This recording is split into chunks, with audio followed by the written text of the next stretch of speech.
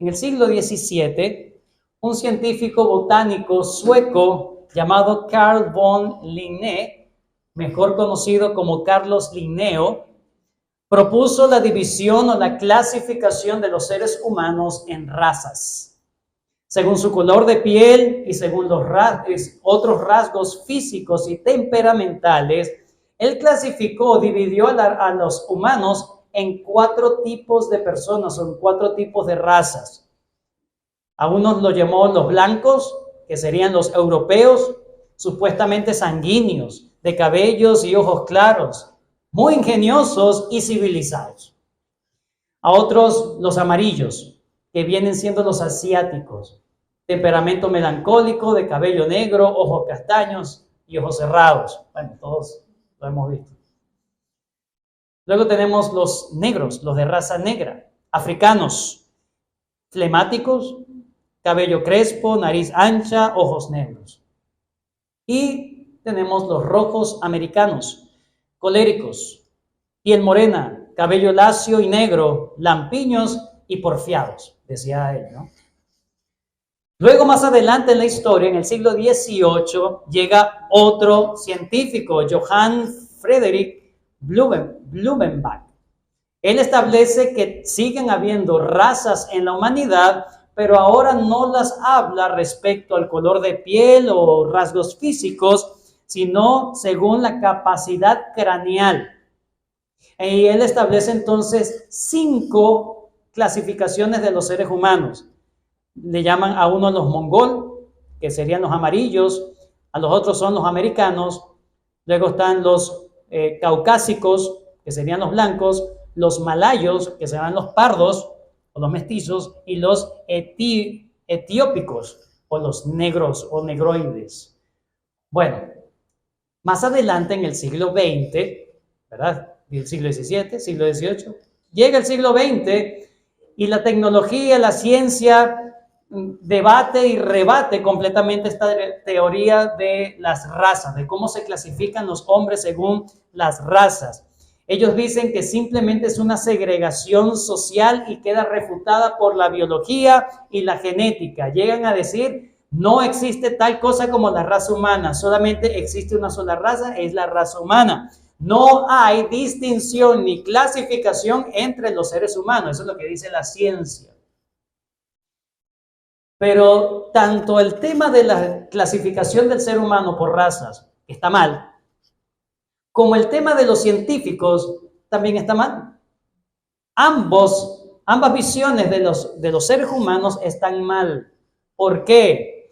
Porque cuando leemos Génesis capítulo 5, nos damos cuenta que Dios sí hace una distinción entre los seres humanos. Hay una clasificación entre los seres humanos. Hay 2 tipos de seres humanos según Génesis capítulo 5. La palabra de Dios nos enseña que a vista de Dios Todopoderoso, el único ser perfecto y justo, hay 2 tipos de personas en el mundo: los justos y los injustos, los piadosos o los impíos, los santos o los depravados, los buenos o los malos, los hijos de Dios, los hijos del diablo, la simiente de la mujer o la simiente de la serpiente. Lo que Moisés escribió, hermanos, aquí en Génesis capítulo 5, está basado en esta visión del mundo según Dios. Moisés aquí va a expandir lo que él ya había dicho en el versículo anterior del capítulo 5. ¿Cuál es el versículo anterior? Versículo 26 del capítulo 4. Dice, y Set, estoy leyendo Génesis 4:26, y a Set también le nació un hijo, y llamó su nombre Enos. Entonces los hombres comenzaron a invocar el nombre de Dios. Génesis 5 nos va a dar un ejemplo, una ilustración de cómo eso se vio en la vida real, cómo es que los hombres invocaron el nombre de Dios. El propósito, hermanos, de la genealogía que vemos aquí en el capítulo 5 no es para tener muchos nombres para elegir para nuestros hijos, ¿sí? Mahalaleel Enoch. Enojaré, por favor. No, no es para tener muchas ideas de nombres extraños para nuestros hijos. Tampoco es para que nosotros pensemos que simplemente las personas nacen, crecen, se reproducen y mueren y ya, el ciclo de la vida. No. Aquí tenemos un propósito teológico y el propósito que está aquí es ayudarnos, nos quiere dar un vistazo de cómo se ve una generación piadosa y una generación impía. Todos los descendientes de Set en adelante vienen siendo los hijos de Dios, mientras que los descendientes de Caín vienen siendo los hijos de la serpiente. Y vamos a encontrar similitudes y diferencias entre ambas generaciones. Ahora, una forma de estudiar este capítulo 5 que nos habla de esta genealogía, porque la mayoría, la verdad, siempre caemos en la tentación de pasarla por alto o de leerla bien rápido, porque, bueno, cantidad de años y personas, vivió, ya. No, pero todo es inspirado por Dios y es útil para nuestra salvación.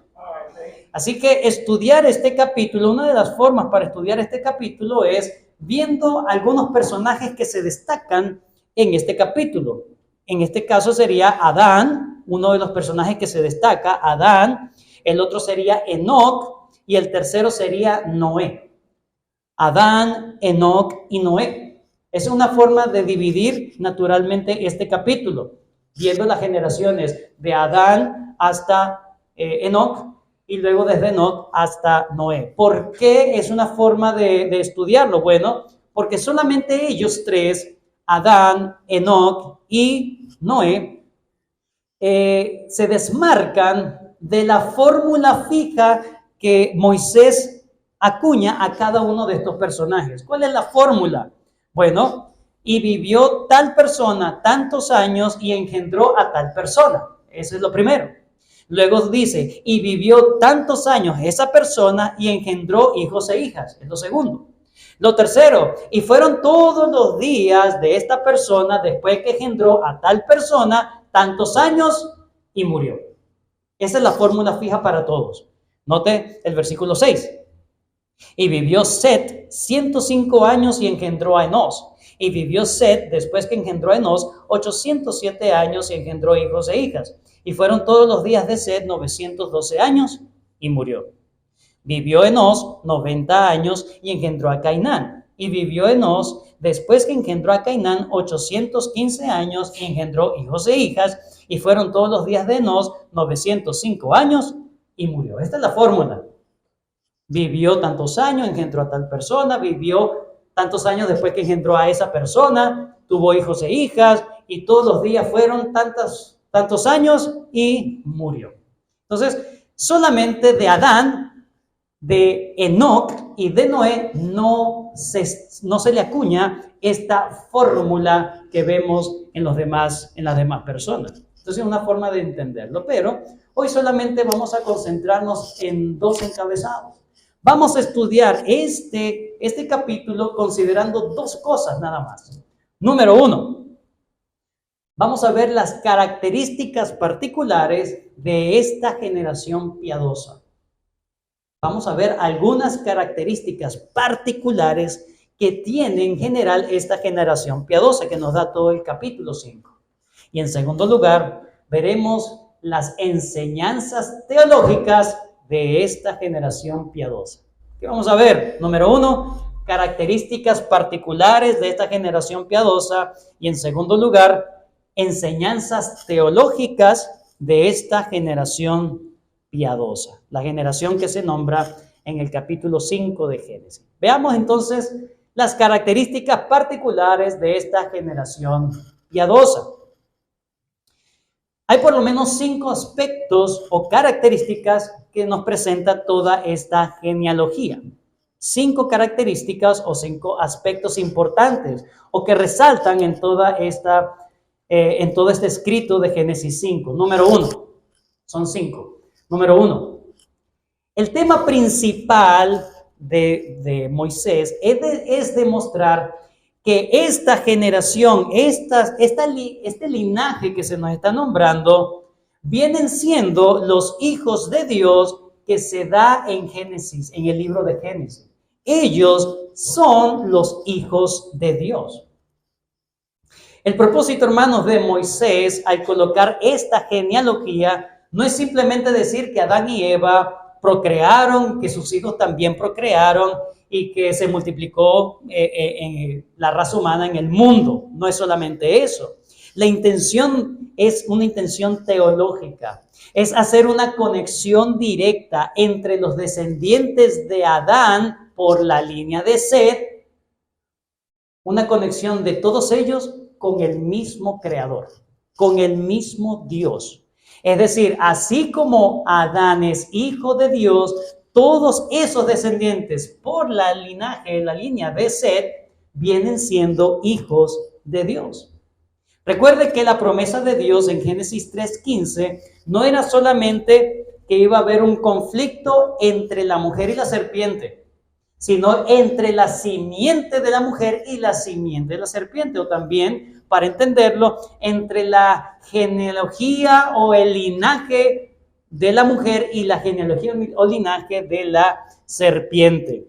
Génesis 3:15 dice: pondré enemistad entre ti y la mujer. Es lo primero que hace Dios en el juicio contra la serpiente. Pondré enemistad entre ti y la mujer. Y luego dice, entre tu simiente, tus generaciones, entre tus semillas o tu genealogía, y entre la suya, entre la simiente suya, hablando de la mujer. Entonces, ahora vamos a ver cómo se ve la simiente de la mujer en contraste con la simiente de la serpiente que finalmente vimos que es Caín. ¿Por qué? Porque recuerden que en Génesis capítulo 4, todas las esperanzas mesiánicas estaban colocadas en Caín.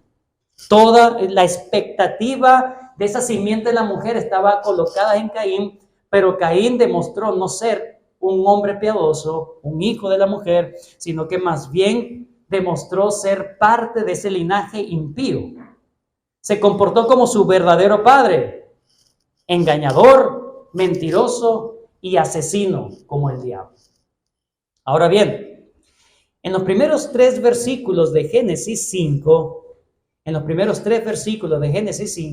Moisés se dedica a dar no solamente un recuento de lo que vemos en Génesis capítulo 1 y 2, sino que nos ayuda a entender o quiere que nosotros entendamos que hay una conexión directa entre Adán y toda la descendencia de Set con el mismo Dios. Note lo que dice en el versículo 1. Este es el libro de las generaciones de Adán. El día en que creó Dios al hombre a semejanza de Dios, lo hizo. Nos vuelve a recordar que que Adán es directamente creado por Dios, directamente, formado del polvo de la tierra y fue hecho a imagen de Dios. ¿Cierto? Varón y hembra los creó y los bendijo y llamó el nombre de ellos Adán, que también significa humanidad u hombre, el día en que fueron creados. Versículo 3. Y vivió Adán 130 años y engendró un hijo a su semejanza, conforme a su imagen.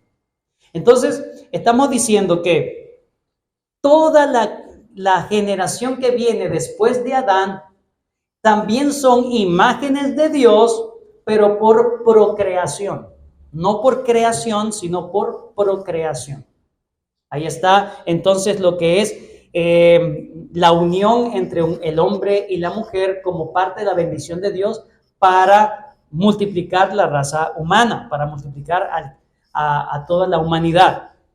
Pero note que la conexión que tiene Adán con Dios es la misma conexión que tiene Set con Adán.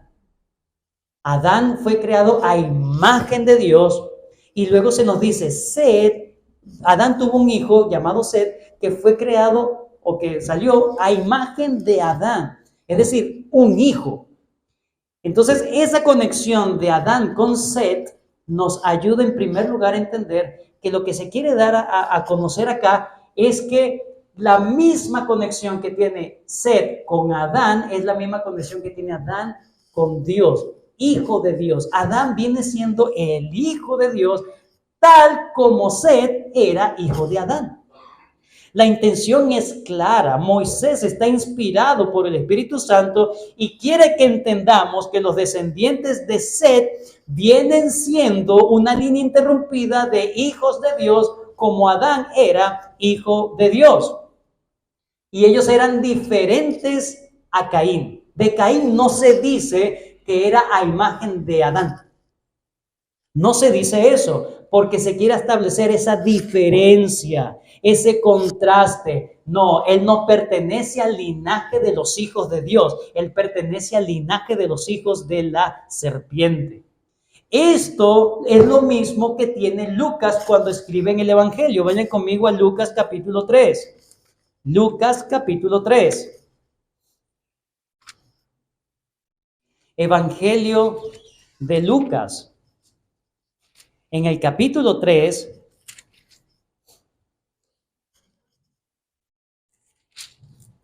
versículo 23.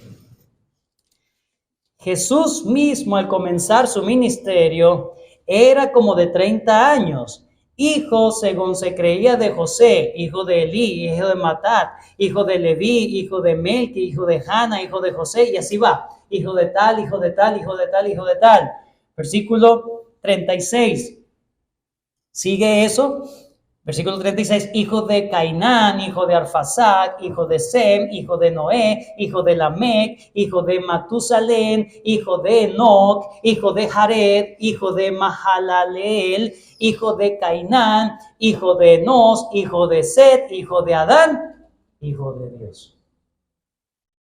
Entonces, lo primero que debemos entender acá es que se quiere que veamos, en primer lugar, que esta descendencia por la línea de Set son los hijos de Dios, los que se ven en Génesis capítulo 6. Otro argumento para esto es lo siguiente. Aquí en el versículo 1 del capítulo 5 de Génesis dice, este es el libro de las generaciones. Esa palabra generación es la palabra Toledot en hebreo. Y esta palabra es la que marca las partes en que está dividido naturalmente el libro de Génesis. Recuerden que Génesis está dividido por 10 Toledot. Esa palabra marca el inicio y el final de una sección en Génesis. El primer Toledot lo vemos en Génesis 2:4. Note, en Génesis 2:4 está el primer Toledot que dice, estos son los orígenes. Esa es la palabra Toledot, orígenes o generaciones. El segundo Toledot es precisamente el 5:1. Este es el libro de las generaciones. Ahí empieza otra sección del libro. Y esa sección termina en el capítulo 9, versículo 29, donde dice, 9:29. Y fueron todos los días de Noé 950 años y murió. Versículo 1 del 10. Estas son las generaciones. Ahí empieza otra sección del libro de Génesis. Génesis entonces tiene un prólogo o una introducción que es Génesis 1, del 1 hasta el versículo 3 del capítulo 2. Y empiezan los Toledot, empiezan las generaciones. Este segundo Toledot, que comienza en el versículo 1 del capítulo 5, termina con la muerte de Noé. Significa que, así como comienza el versículo 1, hablando estas son las generaciones y termina con Noé, todo lo que está dentro de esa sección tiene su interpretación a la luz de lo que nos dice Génesis 5. Por eso es en el versículo 1 del capítulo 6, que está dentro de esa segunda sección, dice lo siguiente. Aconteció que cuando comenzaron los hombres a multiplicarse sobre la faz de la tierra y les nacieron hijas, estoy leyendo capítulo 6, versículo 1, voy por el versículo 2, que viendo los hijos de ¿quién? De Dios. Que viendo los hijos de Dios que las hijas de los hombres eran hermosas, tomaron para sí mujeres, escogiendo entre todas. ¿Quiénes son estos hijos de Dios entonces? esta generación que vamos a ver en Génesis 5, no son los ángeles caídos. ¿Ok? Ay, se encarnaron los ángeles y estuvieron con mujer. No. Y de ahí salieron los... No, no se preocupe, eso lo va a explicar bien el pastor Luis. No se preocupe. Pero por lo menos debemos entender que estos hijos de Dios que aparecen acá, se está diciendo de esta generación descendiente de Set. ¿Qué significa eso? Que la línea genealógica de los hijos de Set, que son piadosos, ya en el capítulo 6 se está diciendo que ellos empiezan a mezclarse con la línea genealógica de Caín. Empiezan a mezclarse y ya no hay en el mundo diferencia entre los hijos de Dios y los hijos de la serpiente. Ya no hay diferencia, ya el mundo empieza a ser un caos más, un caos peor de lo que había, porque ya no hay diferencia entre los hijos de Dios y los hijos de Satanás. Dios quiere diferencia entre los que se dicen ser sus hijos y el mundo, hermanos. Los hijos de Dios son diferentes, son piadosos, mientras que los demás son impíos. Los hijos de Dios tienen una señal de compromiso delante del Señor congregándose el domingo, mientras que los demás no les importa el domingo. Los hijos de Dios se manifiesta su piedad en la forma de hablar, en la forma de actuar, en la forma de responder ante las situaciones, mientras que los hijos del diablo responden de manera muy diferente. Dios quiere que se mantenga esa división, porque Dios quiere que se vea que hay trigo y cizaña, no que las dos se parezcan. Eso en primer lugar. En segundo lugar, nos habla mucho de la muerte, porque dice, y vivió tantos años y murió. Vivió tantos años y murió. Al final, aunque vivieron largas vidas, fueron longevidad, muchas vidas, muchos años, pero al final a todos les llegó la muerte. A todos les llegó la muerte. Entonces, esto segundo que vamos a ver es que la muerte no es algo natural, sino que es un juicio heredado. La muerte no es algo natural, sino un juicio penal de Dios. Note que cuando dice, y vivió, en versículo 3, y vivió Adán 130 años y engendró un hijo a su semejanza y conforme a su imagen. Adán muere, Set, imagen de Adán, muere, y el otro hijo, a imagen de su padre, muere. Todos ellos van muriendo porque todos han heredado la corrupción o la imagen corrupta de Adán, no la imagen en que él fue creado. Él fue creado en justicia y santidad, pero no permaneció, Adán no permaneció en esa imagen perfecta, sino que se distorsionó cuando pecó. Así que cuando dice que Set fue procreado a imagen de Adán, está hablando de esa corrupción que él heredó, por eso es que también muere. Pero el hecho de que ellos mueren no significa de que no sirven para nada. Significa que tienen la imagen de Dios, pero esa imagen está trastocada por el pecado.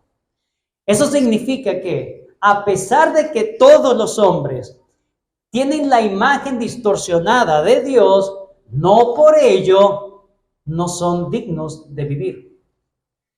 Es Dios quien ejecuta su juicio, pero mire el juicio como les llega bien tarde, bien lejos. Dios preserva la vida a sus imágenes a pesar de que están distorsionadas, a pesar de eso. Esto es lo que nos da una razón, hermanos, para preservar la vida humana. Somos imágenes de Dios, corruptas, sí es verdad, pero todavía, a pesar de la corrupción de nuestras vidas, tenemos esa conexión, tenemos portamos la imagen de Dios en nuestras vidas. Eso es lo mismo que dice el propio Señor en Génesis capítulo 9, versículo 6, cuando Dios le dice a Noé, el que derrame sangre de hombre, por el hombre su sangre será derramada, porque a imagen de Dios es hecho el hombre. Y ya está hablando a Noé, de que ellos están heredando la muerte, la pena capital de la muerte. Entonces, significa que, por ejemplo, debemos preservar la vida simplemente por ser un ser humano. Solamente por eso. Solamente por eso. ¿Por qué debemos evitar el aborto? ¿Por qué en contra del aborto, por ejemplo? No porque inocente es, no tiene maldad. No, no es por eso. Es porque es una imagen de Dios. Por eso hay que luchar para que viva. Por eso hay que estar con una persona hasta el fin. Hay que hacer todo lo posible hasta el fin. Porque es una imagen de Dios. Pero también nos habla de esa consecuencia que es inevitable, hermanos. Nadie se salva de esa sentencia. Por más longevo que haya sido una persona en esta tierra, finalmente le va a llegar la hora de la muerte. Porque es una sentencia para todos los pecadores. En Adán todos pecamos, todos llevamos esa herencia, es inevitable. Nadie es inocente. Si hubiese un inocente, se salva de la muerte. Pero vemos a alguien que no sufrió muerte, Enoc, ¿lo leyeron? Enoc no sufrió la muerte, ¿por qué? Porque nunca pecó, no. La razón del por qué Enoc no ve la muerte no está en Enoc, sino que está en Dios, en la soberanía de Dios. Es algo que Dios hizo, no que Enoc hizo. Y eso lo vamos a ver más adelante. Pero prosigamos. Tercera característica de toda esta genealogía. Tercera característica. La longevidad, tercera característica, la longevidad no es sinónimo de bienestar. La longevidad no es sinónimo de bienestar. Todos quieren vivir eternamente. ¿Sí? Nadie piensa en la muerte. Nadie piensa de que yo salgo de la iglesia y algo me va a pasar. No, nadie piensa eso. Aunque puede pasar. Pero no diga eso.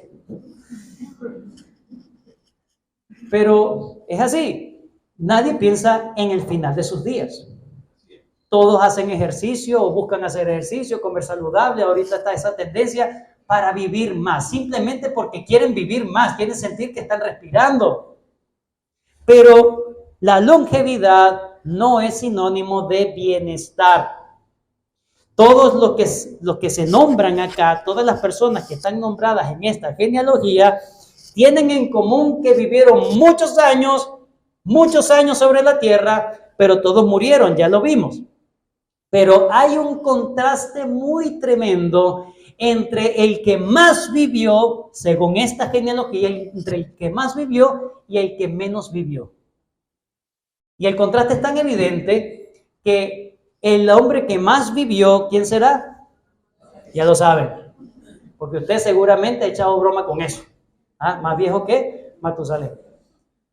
Esta persona que vivió más tiempo sobre la tierra, según esta genealogía, fue engendrado por la persona que vivió menos tiempo, según esta genealogía. Enoc dice que vivió 365 años, mientras que Matusalén, su hijo, vivió 969 años. Y ahí cabe la pregunta, entonces, ¿quién tuvo mejor vida de los dos? ¿Quién tuvo mejor vida? ¿El que vivió más en la tierra o el que vivió menos en la tierra? ¿Cuál tuvo mejor calidad de vida? Su respuesta probablemente sería, no, el que vivió más. Vamos a ponerlo de esta manera. ¿Quién tuvo mejor vida? ¿El que fue más longevo pero terminó muriendo? ¿O el que vivió menos pero nunca murió? Cambia el panorama. Hermanos, aquí la enseñanza entre Enoc, que procrea al hombre más longevo del mundo, la enseñanza aquí no es, mira, haz algo que sorprenda a Dios, camina con Dios tanto que Dios sea irresistible de que Dios te lleve, de que Dios te cuide de la muerte. No, esa no es la enseñanza de que Dios te libre de la muerte, no es la enseñanza aquí.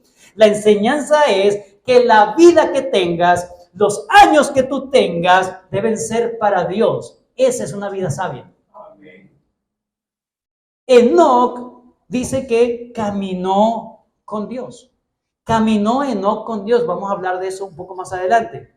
Pero él caminó con Dios, no porque Dios le dijo, si tú caminas y eres perseverante en ese camino, ¿Sabes que te voy a recompensar? No vas a ver la muerte.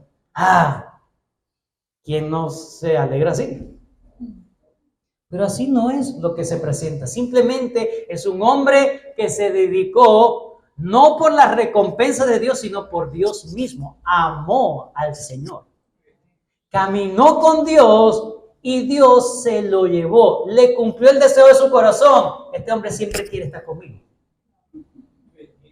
Siempre quiere estar conmigo. Esa es la característica de la generación piadosa. Quiere estar ya con su Señor. No es que desea la muerte en sí, pero sí desea, Señor, ya quiero estar listo cuando tú vengas. Quiero estar preparado. Quiero estar listo cuando tú me vengas a buscar. Tal como lo decía Pablo. Pablo en Filipenses capítulo 1, versículo 21. Vayan conmigo. Filipenses capítulo 1, versículo 21 dice, este es Pablo diciendo, porque para mí el vivir es Cristo y el morir es ganancia. Yo gano. ¿Por qué gana? ¿Por qué dice Pablo que él sale ganando cuando se muera? Porque ya estará con Cristo. Pero si no está con Cristo, después de la muerte, su vida sigue siendo para el Señor Jesucristo. Para mí, el vivir es Cristo. No es para mí, es para mi Señor. Pablo vivía para los dictámenes de su Señor. Pablo vivía solamente para la voluntad de Cristo, no para él. Él no deseaba simplemente vida para ver, ¿verdad?, cómo baja el dólar y ahora yo. O cómo cae esto, cómo cae el otro. No. Si Dios me permite vida, la voy a invertir en Él. Es tanto así que el mismo texto más adelante dice, versículo 22, sigo en Filipenses 1, ahora el versículo 22. Mas si el vivir en la carne resulta para mí en beneficio de la obra, mire que él está pensando en la expansión del reino de Dios. Entonces no sé qué escoger, porque de ambas cosas estoy puesto en estrecho, teniendo deseos de partir y estar con Cristo. Por eso morir es ganancia, ya estoy con Él. De lo cual es muchísimo mejor, versículo 24, pero quedar en la carne es más necesario por causa de vosotros. Él no quería vivir simplemente para Él quería vivir para Él ser útil en las manos del Señor. Él quería vivir, Pablo quería vivir para sumar en el reino de Dios. Enoc caminó con Dios. Pablo caminó con Dios.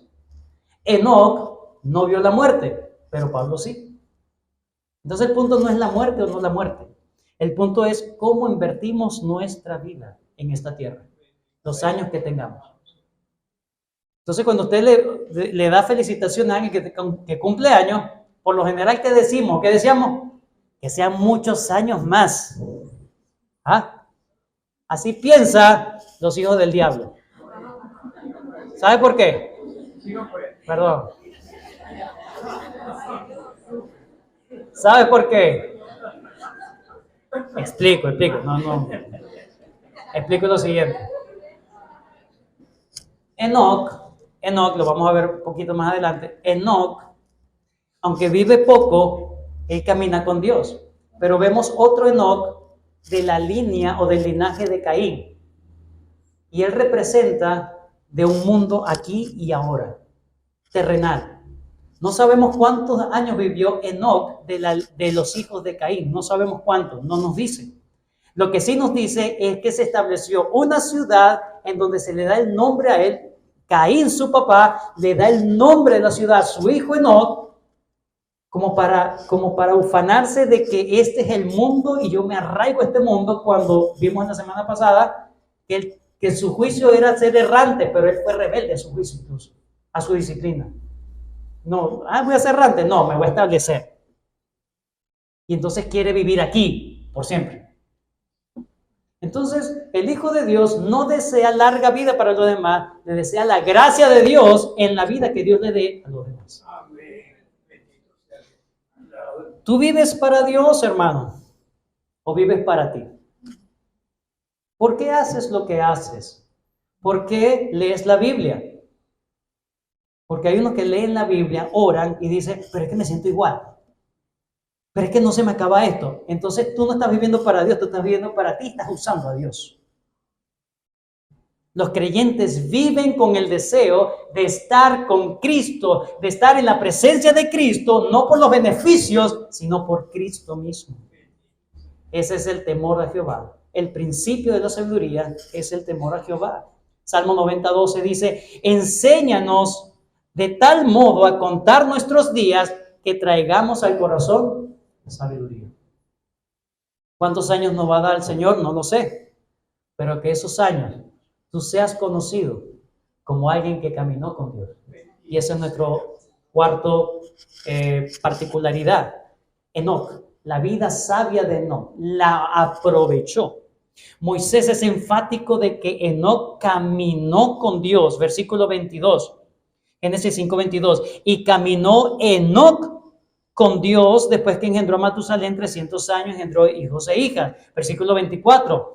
Caminó pues Enoc con Dios. Aquí el punto es la vida, ¿cuál era la característica de la vida de Enoc? Estar caminando con Dios. ¿Qué significa estar caminando con Dios? La palabra caminar tiene la idea de estar junto a, pero no de una manera inmóvil o pasiva, no, de una manera bien activa. Porque caminar significa avanzar o estar dando pasos hacia un lugar, hacia una dirección. Entonces, la idea de caminar con Dios significa que yo me muevo a donde la otra persona se mueve. Eso es caminar con alguien. Moverse si la persona se mueve. Avanzar si la otra persona se avanza. Detenerse si el otro se detiene. En fin, es estar atento al otro. La comunión que tenía Enoc con el Señor era que él colocaba sus ojos en el Señor de tal manera que él conocía los pasos del Señor y él se movía en la misma dirección de Dios. Él no quería alejarse de Dios, no quería perderse de Dios, él quería estar lo más cerca posible de él. Eso significa comunión íntima con Dios. Él caminaba al mismo ritmo o en el mismo sentido de Dios. Esa era la vida que marcaba a Enoc. Para Enoc, hermanos, no habían excusas válidas para no estar cerca de Dios. Para Enoc no habían excusas válidas para decir, ay, mire, pastor, no me congregué, porque no se congregó, hermano. No, pasé mal a la noche. Mire, los hijos de Caín pusieron un musicón anoche. No me dejó dormir, pastor. Estoy muy trasnochado. Y por eso no vine, porque tenía sueño. Y yo me merezco el descanso. Entonces, la excusa perfecta. O sea, siempre hay una excusa perfecta para no estar en la presencia de Dios. Eso es terrible. Enoc caminaba con Dios. Una persona que camina con Dios, usted siempre lo va a ver, eso se va a manifestar en su forma, no solamente en su forma de hablar, en su forma en cómo él diariamente tiene comunión con el Señor. Y eso se expresa cuando está en la comunión con sus hermanos. Eso se expresa allí. Mire lo que dice Hebreos capítulo 11, también hablando de esa comunión que tenía Enoc con Dios. Hebreos capítulo 11, versículo 5. Hebreos 11, 5. Por la fe, Enoc fue traspuesto para no ver muerte. Y no fue hallado porque lo traspuso Dios. Y antes que fuese traspuesto, tuvo testimonio de haber agradado a Dios. La vida de Enoc estaba siempre pendiente de estar obedeciendo a su Señor. Porque él quería agradar a Dios y no a los hombres. Y esa era la vida de Enoc. Pero note que esa vida de Enoc, de estar buscando agradar a Dios, de obedecer a Dios, de estar junto con el Señor, de caminar con el Señor, se debe solo y exclusivamente al que tenía fe. Dice, por la fe fue traspuesto para no ver muerte. Por la fe. ¿La fe en qué? ¿En que Dios existía? No. Hebreos, recuerden que Hebreos nos está hablando acerca de Jesús. Jesús, la esperanza en Cristo como el mejor pacto, como el nuevo y mejor pacto.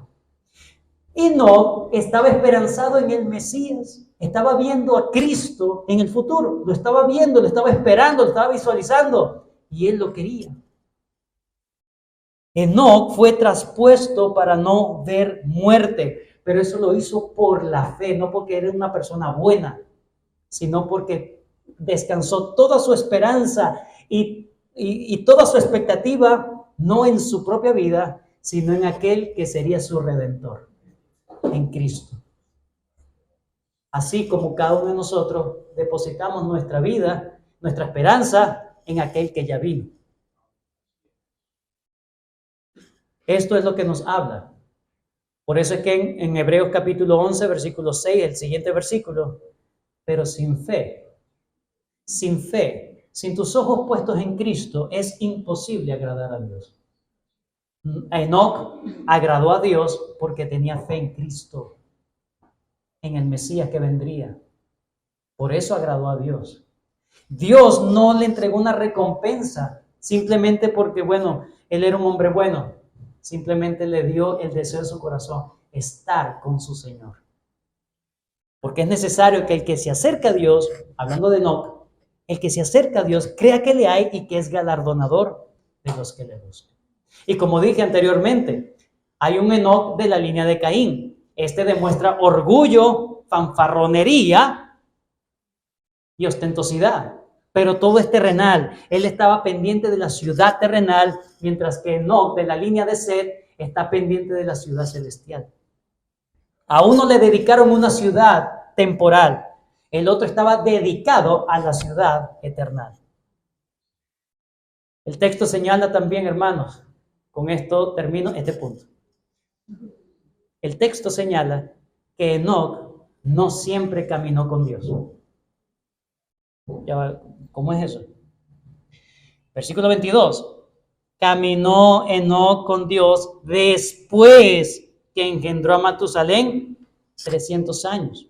Y engendró hijos e hijas. Y fueron todos los días de Enoc 365 años.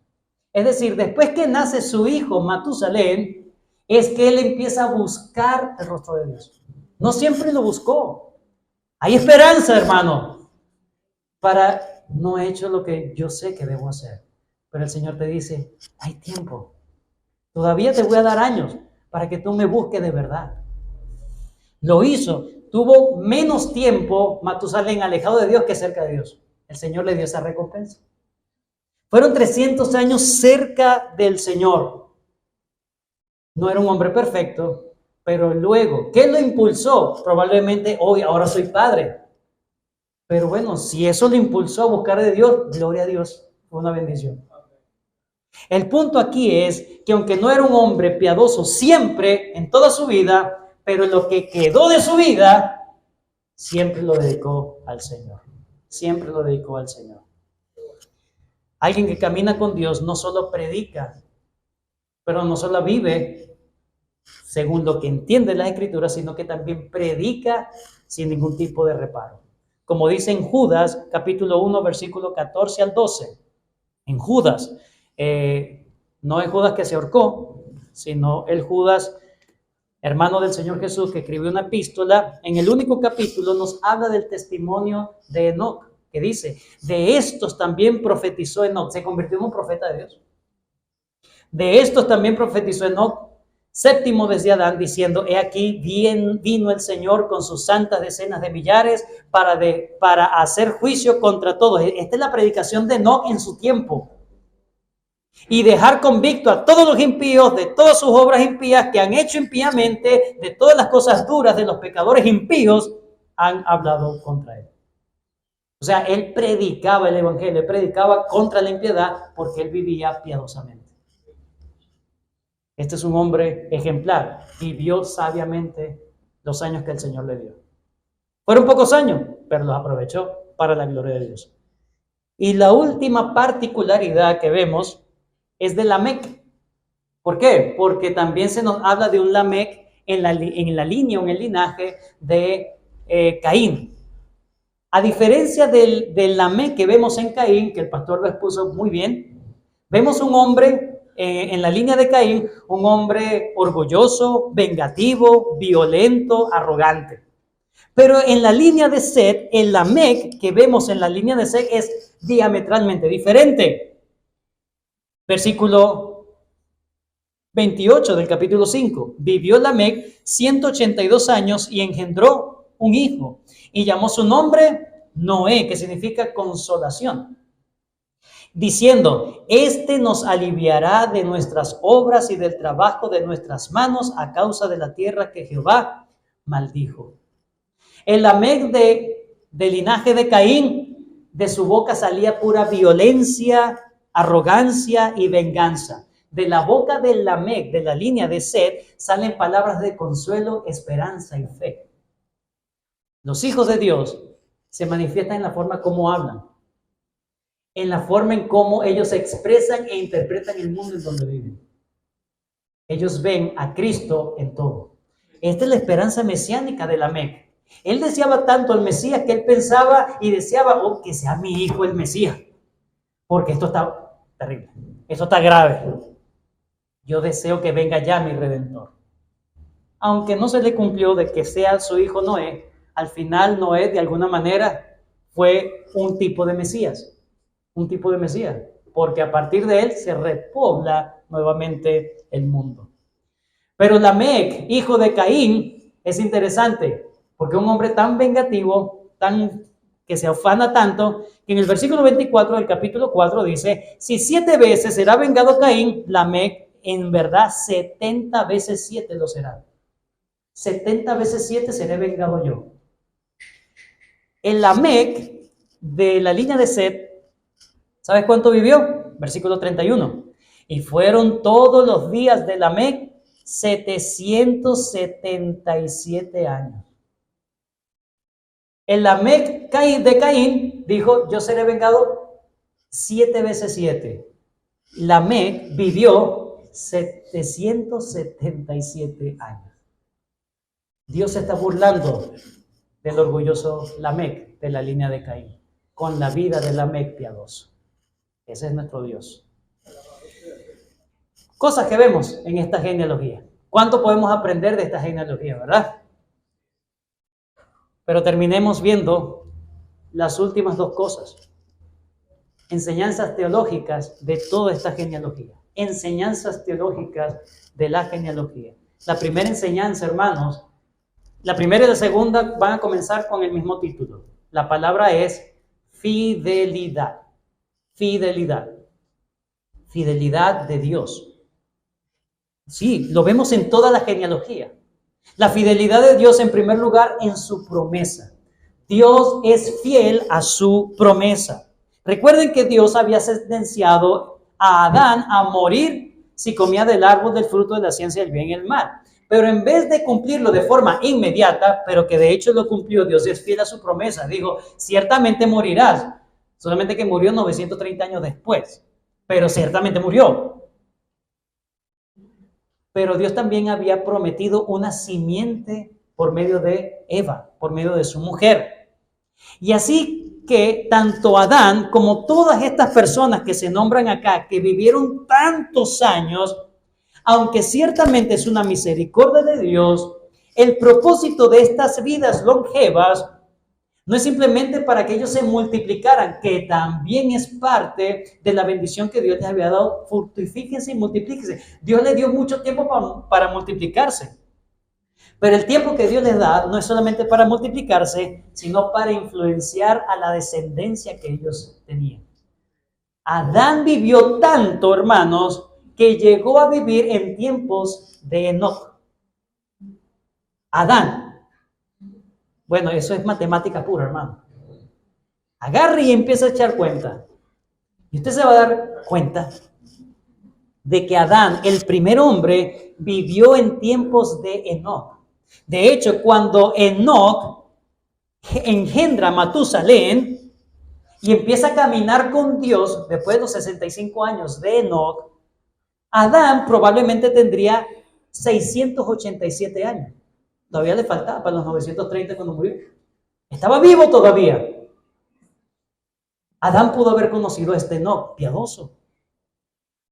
Y cuando muere Adán, ¿verdad? Y cuando murió, ¿verdad? Adán, probablemente Enoc tendría 243 años caminando con Dios. No había completado los 300 años, pero ya tenía un buen tiempo caminando con Dios cuando Adán muere. Interesante. Pero también vemos que Adán estaba vivo cuando nació Lamec, el padre de Noé. De hecho, podemos decir que Lamec, cuando nace Lamec, ya Adán pudo haber tenido unos 874 años. Es decir, que cuando Adán muere a los 930 años, Lamec ya tenía 56 años. Bastante tiempo como para influenciar hasta ese punto. Eso lo podemos asumir haciendo cuenta. ¡Wow! Qué fantástico sería que Lamec haya conocido al propio Adán. ¿Ah? Que le haya preguntado, papá, a ver, ¿tienes ombligo o no tienes ombligo? O sea, imagínense tener a Adán y conocer de primera mano la historia de la humanidad. Pero eso pudo haber pasado. Pero el texto sí nos dice explícitamente que quien influenció a la piedad no fue tanto Adán, fue Enos. Capítulo 4, versículo 26. Génesis 4, 26. Génesis 4, 26. Dice, y a Set también le nació un hijo y llamó su nombre Enos. Entonces los hombres comenzaron a invocar el nombre de Jehová. Parece que el que hizo más trabajo para levantar una generación piadosa no fue ni Adán, sino Enos. Ay, no lo había visto. Pasó como desapercibido, pero fue efectivo. Un hombre piadoso que hizo su trabajo como hormiguita, pero logró influenciar a toda esa generación. A toda esa generación. La fidelidad de Dios se ve en dar esas vidas longevas que tengan mucho tiempo para poder influenciar hasta lo más allá. Es dándole Dios el trabajo, la bendición de los hombres en intervenir en los planes de Dios. Si bien el testimonio de Adán pudo haber sido de mucha influencia, aquí es Enos a quien se le atribuye la influencia piadosa como tal. Entonces comenzaron a invocar el nombre de Dios. Así que, por ejemplo, en relación a Enoc, probablemente Enos tendría ya 387 años cuando nació Enoc. Hubiese tenido 452 años cuando Enoc comenzó a caminar con Dios y 752 años cuando desapareció Enoc. Todavía estaba vivo Enos. Vio cómo desapareció, quién sabe, nieto, bisnieto, bueno, lo que sea. Y en relación a Lamec, que pronunció estas palabras de consuelo, de esperanza, Enos tendría 639 años cuando nació Lamec y 921 años cuando nació Noé. ¿Qué influencia hubiese tenido Enos en todos estos hombres? Noé pudo ver a Enos. La piedad de estos hombres no se debe simplemente a que ellos caminaron con Dios, sino que había una influencia de alguien. Había una influencia de alguien. ¿Qué influencia tienes tú en tu casa? En tus hijos. ¿Tú estás caminando con Dios y estás procurando que los demás caminen con Dios con amor? Lo segundo, esta es la fidelidad de Dios de traer una simiente piadosa. Todos ellos eran una simiente piadosa porque Dios estaba usando a alguien a levantar esa simiente piadosa, del cual luego vendría el Mesías. Y por último, la fidelidad de Dios en su propio carácter. la fidelidad de Dios en su propio carácter. A pesar del pecado de Adán y el castigo más grande que tuvo Adán de ser restringido de estar en la presencia de Dios, Dios es fiel a su misericordia, a su carácter misericordioso y bondadoso y amoroso, porque Él nunca desprecia al que se quiere acercar verdaderamente a Él. Nunca lo va a despreciar. Nunca. Abel se acercó con un corazón correcto en su ofrenda y Dios no lo despreció. Enoc se acercó a Dios para caminar con Dios y Dios no lo desechó. Porque Dios es fiel a su carácter. El que a mí se acerca no le echo fuera. Dios es fiel a Él mismo. La vida de Enoc nos enseña que solo Dios ofrece vida eterna. Porque fue Dios quien se lo llevó. No fue Enoc que se lo ganó. Dios decidió llevarlo como un premio, como un estandarte para que nosotros veamos. Solamente Dios puede hacer el milagro de darme la vida eterna. Dios te ofrece vida eterna solo y exclusivamente en Cristo. ¿Y cómo sabes tú que estás en Cristo? ¿Amas tú a Cristo? ¿Quieres tú venir a Cristo? ¿Vives tú caminando con Cristo, para Cristo, junto a Cristo? En conclusión, Génesis 5, hermanos, nos enseña que sí existe división o clasificación entre los seres humanos. No 4 ni 5 clasificaciones, no. Solamente 2. O eres de los justos o eres de los injustos. O eres de los buenos o de los malos. O de los piadosos o de los depravados. O de los hijos de Dios o de los hijos del diablo. O de la simiente de la mujer o de la simiente de la serpiente. Esta clasificación va a ser así hasta que venga Cristo y ahí Él va a dividir el trigo de la cizaña. Pero no es necesario que esperes, hermano, amigo que me escucha, no es necesario que esperes a saber qué seré yo, hijo de Dios o del diablo. Bueno, ¿quién sabrá qué pasará allá? No, Génesis 5 te ayuda a ver en qué bando estás ahora. Un hijo de Dios es alguien como Enós, que aunque no dice mucho, pero hace demasiado por el reino de Dios. Que su vida es entregada a influenciar piadosamente a los demás. La vida del Hijo de Dios es como Enoc, que siempre camina con Dios. No hay excusa para dejar de caminar con Dios. Busca cualquier cosa, sobresaltar cualquier obstáculo con tal de estar en la presencia de Dios. Lo ama con toda su alma, su corazón y su mente. Y el Hijo de Dios es como Lamec, que tiene sus esperanzas y su futuro, su descanso en el Mesías. Lamec lo tuvo en el Mesías que vendría.